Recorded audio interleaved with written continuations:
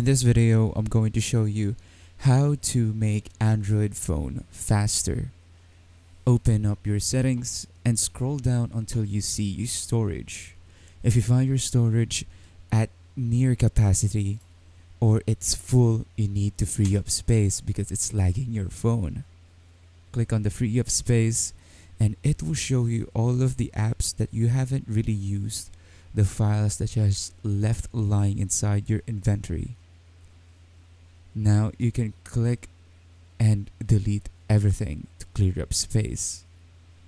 If it still doesn't work, you have to go down and check if your phone is up to date.